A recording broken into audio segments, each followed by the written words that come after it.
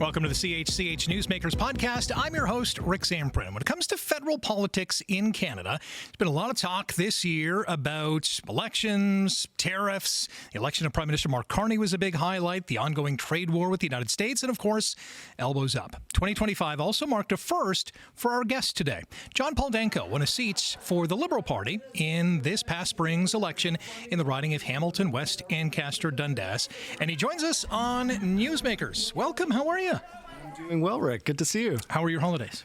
They've been fantastic. It's been very nice to be at home for a little bit. Were holidays this year much different than past years as a city councillor?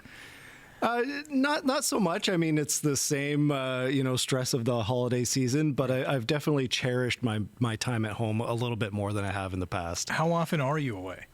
Well, while the house is sitting, I'm away, during the week, and I try to come home Thursday night, Friday morning, and then back to Ottawa Sunday afternoon.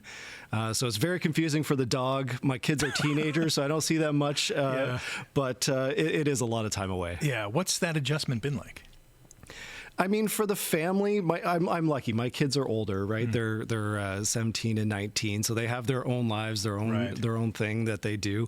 There's a time where I was home and my daughter came in the living room and she's like, "Oh, are you back?" She doesn't even know I'm gone.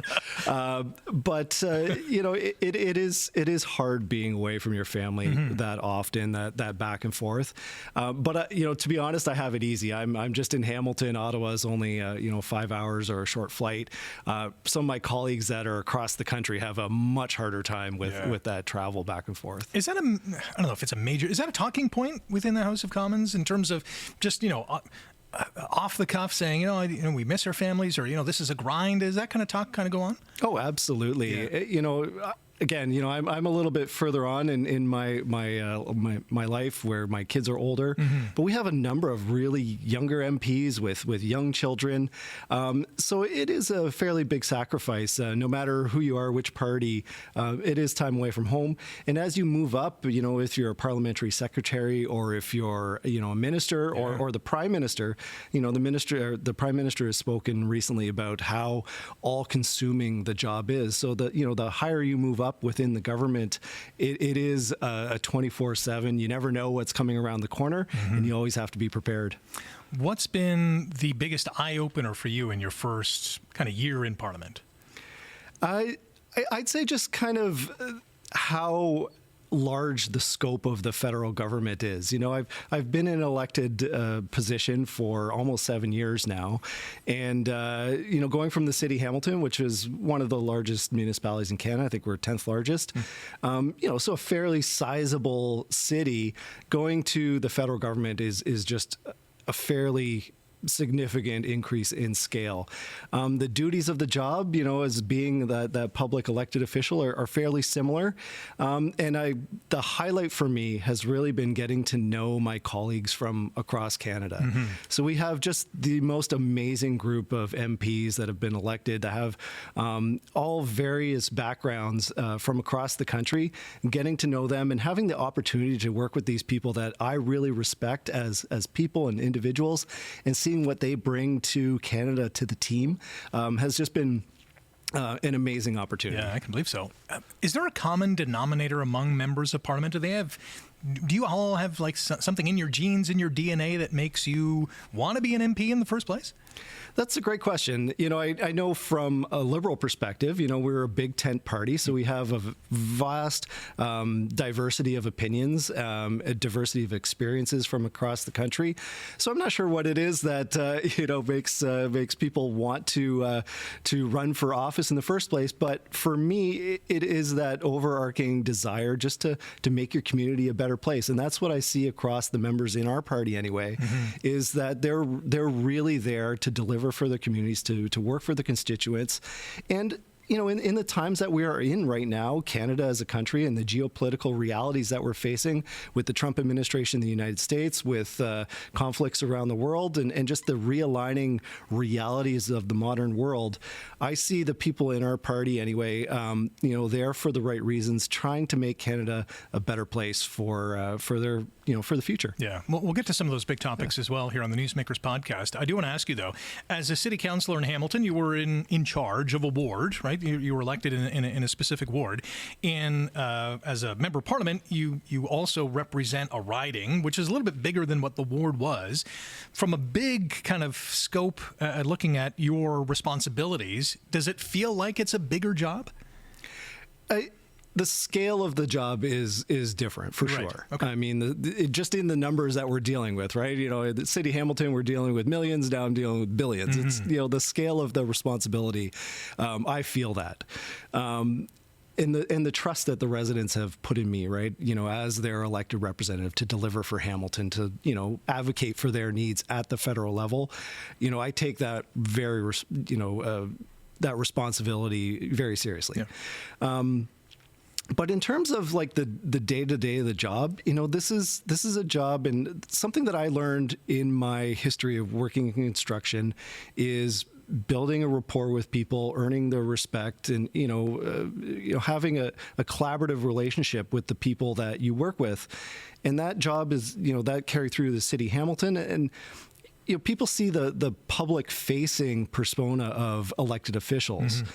That's not the job. The job is actually working with the bureaucracy, with the staff, the people who actually deliver on the programs. Yeah. And that's the same, whether it's the federal level, municipal, provincial. It's those personal relationships and being able to have a constructive, collaborative way of working with people to deliver for your community. I've heard a lot of politicians say the real work is in the constituency, meeting mm-hmm. with stakeholders, meeting with residents, meeting with people who live in your riding, mm-hmm. and seeing how they want this country, or what direction they want this country to go to. Is there some accuracy to that? Oh, absolutely. And that's my job, first and foremost, mm-hmm. is to represent the residents of Hamilton, West-Ancaster-Dundas. And as I said, I take that responsibility very seriously. I feel that every day when I'm there in Ottawa.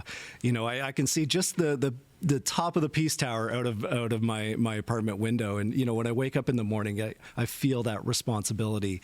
And then, you know, going back to where we are in the world right now, and I heard that during the election campaign, the fact that we're in a trade war with the United States, the how we are treated by the Trump administration and their designs and goals, not just for Canada, but for the rest of the world.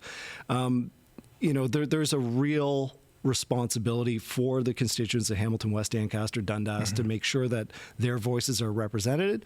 And also when we have, you know, a budget that is redefining the Canadian economy for the next 100 years, that those investments come back to Hamilton. Yeah. And I'm very fortunate of, you know, taking over for Philomena Tassi, the former MP in Hamilton West, Ancaster-Dundas, and, you know, seeing what she was able to deliver for Hamilton and trying to continue on with that to make sure that, you know, when we are investing federal money, that we're leveraging that money for Hamilton. What are you hearing from constituents? What direction do they want to see this country go in? Well, right now, the big issue is affordability, the cost of living, the cost of housing, just the overall difficulties that people have in their day-to-day lives making ends meet. I mean, that is the overarching concern for people right now. And that goes to, again, with the budget that we just passed in November, of redefining Canada's economy for the next century to make sure that the generations to follow have those opportunities in Canada, in Hamilton, to have a job, to be able to raise their own families, to stay in this community. And I think Hamilton is really uniquely positioned in Canada as a community with tremendous potential for growth. I mean, in my riding, I have McMaster, Mohawk, and Redeemer post-secondary institutions. Mm-hmm. That access to talent, that research, development in new technologies and new ways of optimizing business and that kind of thing, along with the infrastructure that we have in Hamilton. And Hamilton, of course, being Canada's industrial center for the past century. And I think having a tremendous opportunity to leverage that experience that we have here, that industry that we have here in manufacturing industry for the kinds of things that we'll need in the next century. So I'm really excited about that. On the industry standpoint, there's been a critical blow dealt to steelmakers because of what's happening with, the tariff situation. Are you bullish on that side of the equation in terms of, the industrial sector in Hamilton? So when Donald Trump says we want Canada to be the 51st state, he's dead serious. He means that. And their way of achieving that is to basically crush Canada's economy, to destroy Canada's economic independence, and to create us into basically a colonial state of the United States. That is the American goal for Canada. So, in that context, our role as a federal government is to reset the entire Canadian economy, to reduce our reliance on the United States as they're no longer a reliable, stable trade partner. So, we're doing that. That takes time. And Hamilton, unfortunately, is one of the most impacted municipalities in the entire country when it comes to tariffs, when it comes to trade disputes with the U.S. So it does take time to realign, those economic structures that have been in place for decades. But I'm very optimistic that Hamilton has the core industrial capacity and the experience and the people, the workers, the labor, and all the things that makes Hamilton such a great city, to live and work. It sets us up for reinvestment in the next economy of the 21st century. So I think, it takes time, and the transition is difficult, but I'm very optimistic for the future. This question is going to be almost impossible to answer, but I'm going to ask it anyways because people have heard you say it's going to take time. Do we have a guesstimate on how long it's going to take? Is this a 5-year plan, a 20-year plan, a 50-year plan? How do we become more independent? Well, I mean, a lot of it depends on the United States, right? You've heard the Prime Minister say, we're not going to accept a bad deal. And that's the frustration. I mean, everybody wants to have a solution to this disagreement with the United States. My personal opinion, I don't think that there will be a resolution until the economy holds the Trump administration accountable. And we saw that initially, right? When the first tariffs came in, the economy, the economic outlook dropped, the stock markets dropped, and there was some accountability for the Trump administration. But since then, the U.S. economy, at least on paper, has been doing very well. So there's been no accountability for these disastrous decisions that are being made by, a hostile U.S. administration. Right. So, that's coming. And I think it's not just Canada that is divesting from investment in the United States and American markets. The entire world is doing the same thing. So in a lot of ways, it's really unfortunate for our American friends and neighbors because eventually they will be isolated in the world and there will be some economic circumstances to deal with because of that. Your impression of Ontario Premier Doug Ford, who's maybe been the most vocal in more ways than one opponent of President Trump. Just thoughts on how the Premier is handling this? Well, I know it's a different level of government, but... No, I think across Canada, and again, we just signed a memorandum of understanding with Alberta about, oil development in Alberta. And some of those actions that we're taking as a federal government is about Canadian unity because as a country, we need to be united. We need to be strong. We need to be seen as united and strong. Yeah. Working with the premiers is critical.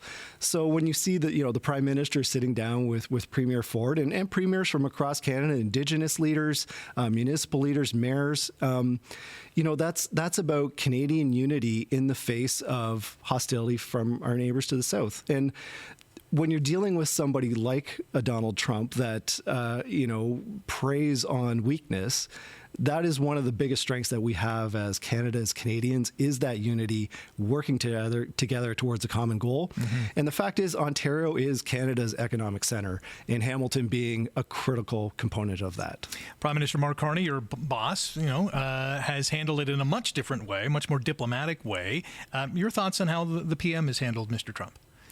Well, people often ask me, what is Prime Minister Carney like? Like, what, on a day-to-day basis. And, I see him regularly in the House of Commons and in our meetings. And he is exactly like what you think he's like. He is, I would say uniquely qualified in to face this challenge that we're in right now. He's all business in our meetings. He brings it up to just such a high level. He knows every file. He knows where we need to go as a country. He has a plan to get us there, and he has very high expectations of each and every one of us to deliver on our responsibilities in our local communities. And coming from private sector, I really appreciate that level of accountability. There's no question that he's in a very difficult position dealing with, primarily with the U.S. administration, but also, there's ongoing challenges around the world that come up and have to be addressed. And I'm again, really optimistic about Canada being a world leader. And I think this is a real opportunity for us where in the past, the best and brightest went to the United States, whether it's for economic or education or whatever. I think we have a real opportunity now to be that leader, in the G7. And you've heard the Prime Minister say that over and over again. Our goal is to have the strongest economy in the G7. But he means that, and that's our focus, and that's our goal. What's a typical caucus meeting like? I said earlier, the highlight of this job has been getting to meet people from across Canada. So, it's very open. People share their opinions. Being, a big tent centrist party, we have a wide variety of opinions, whether it's on F-35s versus Gripens or whether it's, conflict in the Middle East or, whatever the issue of the day is. These really important issues facing Canada. There's a wide variety of opinions in the Liberal Party on those issues. And, we talk it out and we know what the PM's position is, and sometimes it doesn't always agree with caucus, but it's always a respectful discussion. Right. And is it important. Like an open forum? Is there an agenda? Like, how does that work? Oh no, there's always an agenda. Okay. This is this government. You start with the agenda.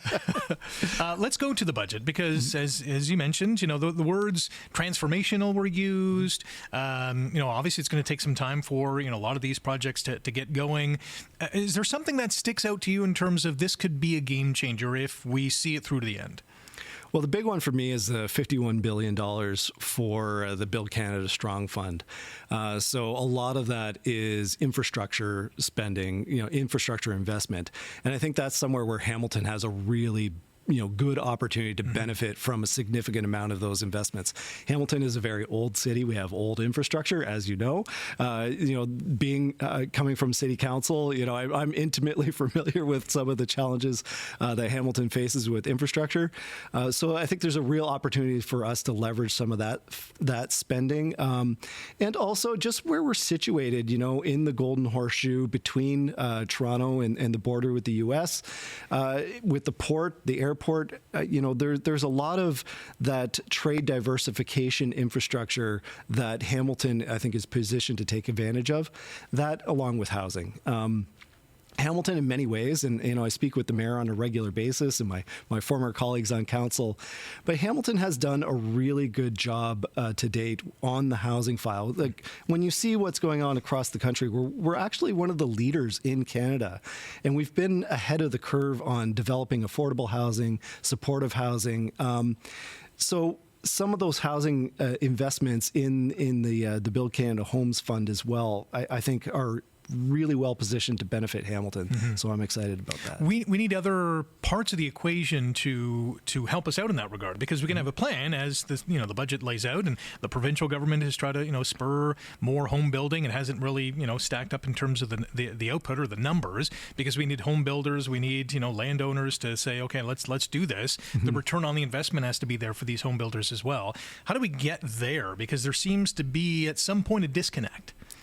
It's a difficult market now. And the development industry, home builders, people that work in the construction industry, they're our partners. And we need to, put in the right supports to get them working, to build more homes, to give people the opportunity. Whether you're a young family, you're looking to get into the housing market, you need an affordable place to be able to move. Or if you're a senior, you're looking to downsize, you want to stay in your community, you need, the appropriate type of housing that's in Hamilton that you can actually afford, that then opens up spaces for other people, like within the housing market. So, right now the housing market is suffering some real challenges. Nobody's building. Projects that had started are stalled. And we see the role of the federal government is to leverage some of that federal investment in order to bring in further private development investment, working with our partners in the construction industry, working with our partners in the skilled trades, making sure that we have workers in the skilled trades that have the opportunity to continue to work, to contribute, and that have the training and the experience that they need to work in that industry. So there's no question. I think we're going to see a shift in the market. Interest rates have stabilized. Inflation has stabilized. Our Canadian economic fundamentals are strong. What is one of the biggest challenges beyond the housing market is just the overall uncertainty. Yeah. And I think as we see that stabilize, we'll see a return to more normalcy in the housing market. And the federal government is there to step up and make sure that we get the types of housing that we need built. The tariffs have been a big part of the uncertainty because they were kind of on, they were off, they were up, they were down. They were threats of being doubled or tripled or whatever the case is from President Trump. In 2026, are you hopeful that those tariffs are going to evaporate, or is this going to be something you anticipate is going to live on through this Trump administration until they have another election down south? Well, I can't predict what Donald Trump's going to do, or are you optimistic though? Or what mood he's going to be in the right. When he wakes up in the morning, who knows? I don't think he knows. But we can control what we can control, and again, our role as the federal government is to diversify the Canadian economy so that our reliance on, whatever Donald Trump's mood is in the morning no longer has ripple effects through the Canadian economy. Tariffs are a huge negative economic impact. I think they're taking about $500 billion out of the Canadian economy through those tariffs. We're going into CUSMA negotiations, which would be even that much more serious. But the investments that we're making in the budget in Canada, really believing in Canadian industry, Canadian business, Canadian ingenuity, we're projecting that that $500 million or $500 billion that the U.S. is taking out through tariffs will be adding in more than double that, up to $1 trillion in new investment in Canada, leveraging that public sector investment and bringing in private sector investment. And we're already seeing that. I happen to sit on the Natural Resources Committee. We just did a study on critical minerals and the forestry industry. So we're seeing that investment already being realized in the potential that we have as a country. We have tremendous natural resources. We have some of the most amazing skilled workforce in the world, the best researchers, the best, technology advantages over other places, combined with our access to these critical minerals and resources that the rest of the world depends on. Yeah. So you've heard the Prime Minister say, right, the world wants more Canada, and we have to be in a position where we're ready to provide it. One of those resources is oil, bitumen from the Alberta oil sands. Is there a consensus to get more of that to other markets? Because the vast majority goes stateside. And that's a strategic position for Canada. Again, transitioning away from a reliance on American markets is to sell to Asian or European markets. We want to see less reliance on oil from our geopolitical adversaries, right. Russia, primarily. Yeah. And it is, Canada does have tremendous fossil fuel resources.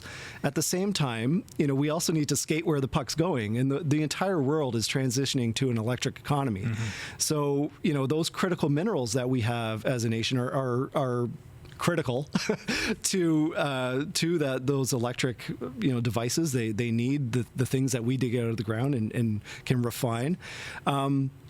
So our focus as well is developing the east-west transmission grid to make sure that all communities have access to electricity, reinvesting in nuclear, and the Prime Minister has said, we're committed to our our Paris climate goals, which is net carbon zero by mid-century, by 2050. So that work is proceeding as well. And I think in the spring, we're going to have our climate change plan come forward. And also in the spring budget, I think you're going to see a lot more investment in clean energy production, electricity, and, skating to where the puck's going. Alberta could have a separation question, a referendum next year, if enough people sign a petition to kind of trigger that. Is that a big talking point in caucus right now? It's a real serious concern. Yeah.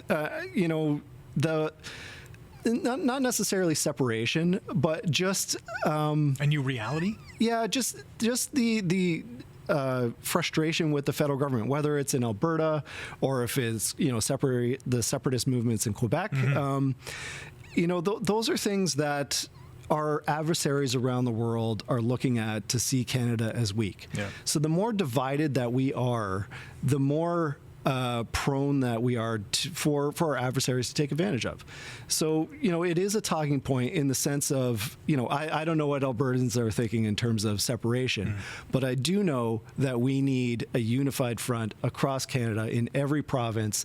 And Alberta is a really important part of Canada. It always has been. And that Canadian unity is a really important part of why the world sees Canada as a stable investment opportunity, and we need to keep that. Yeah, this I don't know what the word is, but this displeasure with Ottawa dates back decades. It's nothing new. And whether you're pointing to Quebec or Alberta or other provinces, some people always seem to have something up with the decision makers in the nation's capital. So it shouldn't surprise me if Alberta goes down the route of asking the question. We'll see where it goes. In regards to nation building, another big key was removing these cross-border trade barriers. Is that moving the needle, or is that going to take some time as well? Well, we've removed the federal cross-border trade barriers, but a lot of them are provincial jurisdiction. And these are long-standing kind of protectionist measures that provinces have put in place over, the past century, really. For example, I'm a licensed professional engineer. I'm licensed in the province of Ontario. I cannot practice in other provinces unless I get licensed in. And it's the same for doctors and nurses and other professionals, tradespeople, and there's, for goods. So, for example, the classic example is you can't get BC wine or, in Ontario and vice versa. So there's some of those longstanding protectionist, policies that have been in place for a long time. But I think we are seeing some motion on the provinces. Premier Ford has been a real leader on this. Give him credit for that, of removing some of those barriers. It'll take time, but I think it's as a nation, we need to be one nation, not 10 different separate economies and 3 territories all working separately. We need to work together. You mentioned geopolitical factors earlier on in our discussion, whether it's Ukraine or what's happening in Gaza or in many other places around the world, whether it's Russia, China, battling for the Arctic, U.S. potentially wants Greenland. There's a lot going on. How do you balance that as a Liberal Party, as a government, to say, we got to remain focused, keep our nation safe. These other factors, in many respects, we can control. How do we keep our country safe? Well, Canada has always been a leader on the world stage. And I think our role, whether it's at the United Nations or whether it's in NATO or the European Union, keeping those relationships with, those alliances that we have with true partners. And those alliances are shifting. I mean, there's no question about that. But on the global stage, Canada is still a leader. So balancing that with our domestic challenges, the best thing that we can do as a nation is to make sure that, we are working closely with our true allies and that we're divesting from reliance on people who, were previously allies and maybe not so much right now.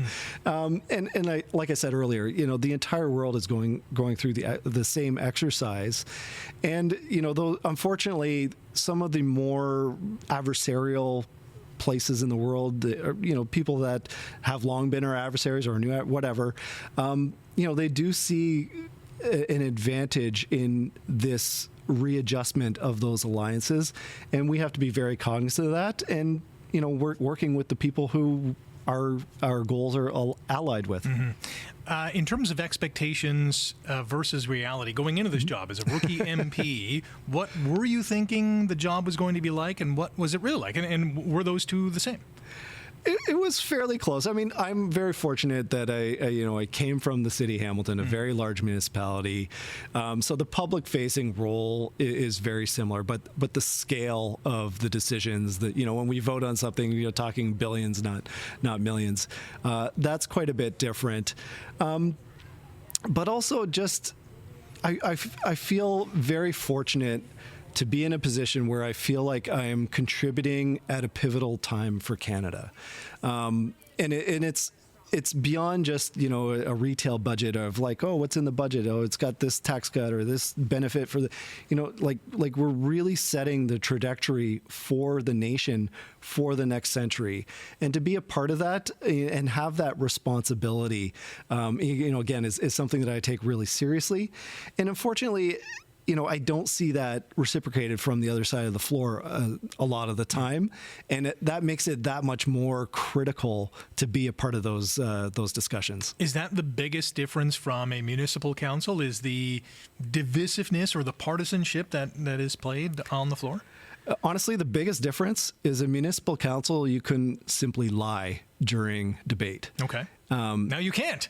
So gosh darn it. I'm not allowed to say that you're lying, okay, but you're allowed to lie with impunity as long as you're in the House of Commons. Right. I find that really off-putting and difficult to deal with when the members opposite stand up and just say the most bold-faced lies and accusations, conspiracy theory nonsense, saying that as if it's true, getting that clip, rebroadcasting that, and then having these legions of propagandists, reshare that kind of thing. I find that really difficult.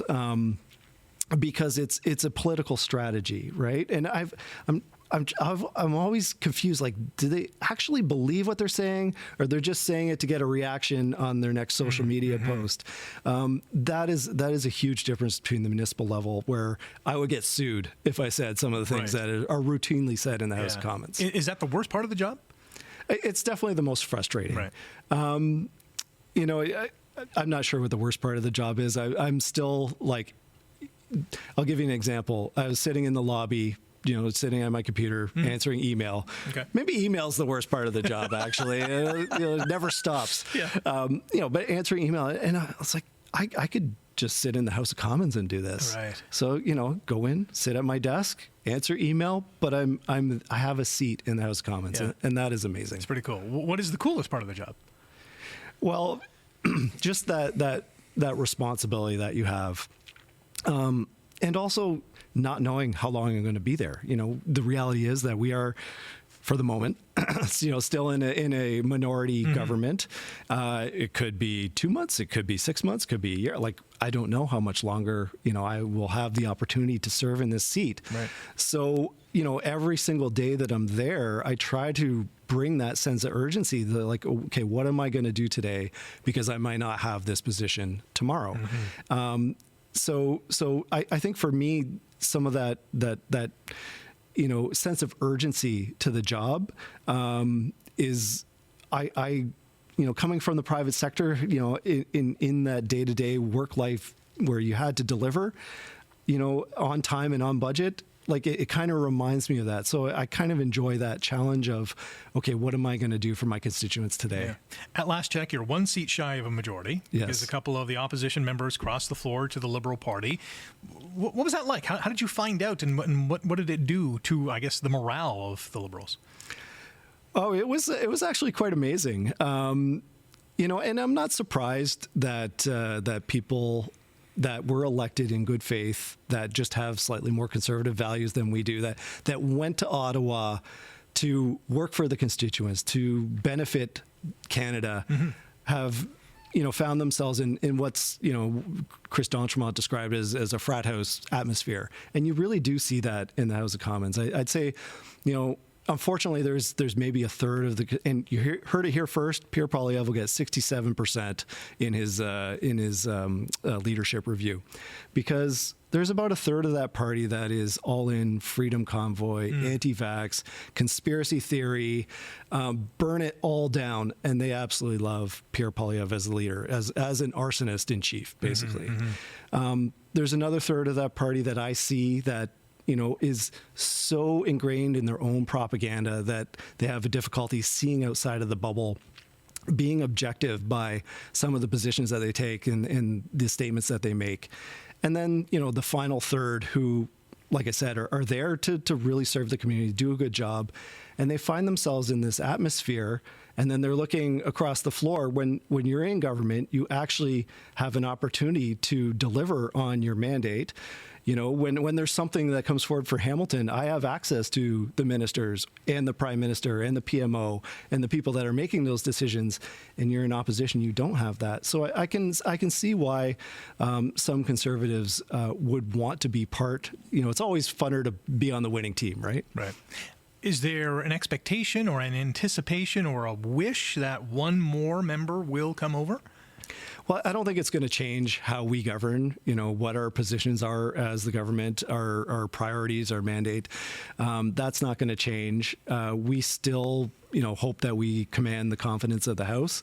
Where it would make an enormous difference is at the committee level, where the Conservative Party is not the opposition, they're obstruction. And at the committee level, it doesn't matter what it is, every single committee that I have to go into, it's like, what is the game today? What is the obstruction? What is the tactics that are going to be used to delay and postpone the government achieving their agenda? And it's hugely frustrating on a day-to-day basis because, you know, you're constantly, okay, what is the trick here? What are they trying to do? You know, how are they trying to obstruct this? Just simply to stop the government from being able to move forward with its agenda. So that's where a majority would make an enormous difference. And also talking about the importance of our national unity and having, you know, consensus across the country, that would make a huge difference in how we're able to move forward with these really critical policy, you know, pieces for Canada. This legislation that needs to move forward in order to protect our economic sovereignty, our way of life, and having one more member would drastically simplify that. Back to the committee level situation, for lack of a better term, that's got to be so frustrating because, you know, that's taxpayers' dollars at work not working at the end of the day. Oh, yeah, filibuster. It's like against my religion. Yeah. Like you basically just talk for the sense of delaying a vote on something. Like it's awful. It is such a waste of time and effort and money for no reason other than to frustrate the government from being able to achieve its policy objectives. And that's a big difference between the federal level and council, because at least at council, at the end of the day, you know, as tedious as a council meeting might have been, there's a vote and you make a decision and you move on. And it's not like that at the federal level, especially at committees. It's nonstop, just partisan bickering and obstruction. And I find that really frustrating. But also I find it embarrassing for the members opposite who are forced to be in that position in the first place. Right. Just back to the two defections, because the curiosity's eating at me. How did you find out? Did someone tell you, or is this like an email that's sent out saying, "Hey, we got one additional member"? Is it like, you know, someone's crossing over? Like, what's the talk like? Oh, it's just like high school, right? Like you're, well, I guess high school with a phone now, which didn't exist when I was in high school. Right, but you know, you get a text from somebody. Oh, did you hear the news? Like, no, is it real? Is this really happening? But you know, Chris, I don't know either of them very well. I mean, you know, just seeing them on the other side of the floor, but you know, talking to them in caucus, you know, in you know, behind the scenes a little bit. They're fantastic people. We're very happy to have them. And yeah, it does feel good that, you know, members opposite are seeing the government, seeing the policies that we're putting forward, seeing how we are doing things as a government, as a party, and saying, yeah, you know, I'd actually want to be part of that. I want to contribute to my community in the governing party in a way that I can't in opposition.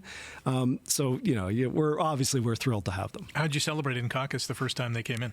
Like a big cheer or the group hug? How'd that go down? It was a very big cheer, and then we closed the doors and got down to work. Okay. Biggest threat in 2026 outside of the U.S.? I'd say overall, you know, is the uncertainty globally. And there's so many geopolitical flashpoints in the world, and all of those incidents cause uncertainty. So when we're talking about affordability and the cost of housing and our economic position in Canada as being the top issue for Canadians, that all goes through like housing and homelessness, addictions and opioids, healthcare, all of those things. They all rely on Canada having a stable economic base in order to provide the programs that residents rely on. Mm-hmm. And every time there is one of these geopolitical flashpoints around the world, it causes uncertainty, and it causes us to have to deal with that in a day-to-day and take our eye away from our domestic needs. So I see those challenges growing. But I also see more and stronger alliances forming between like-minded organizations, the European Union and Canada, for example. Mm-hmm. When you hear rhetoric about Greenland or Venezuela, we now have a direct combined interests with Denmark. Talking about annexation of territory. Canada's providing more aid to Ukraine, a war that's been going on, I think it's 3 years now, or might even be longer, just coming up on the 3-year anniversary.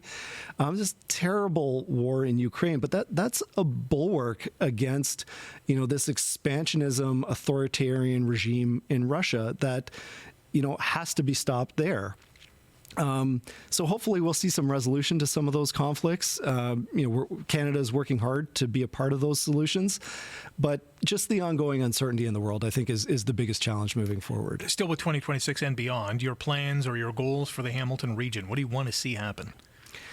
Well, like I said, Hamilton has just amazing resources to be a leader in Canada.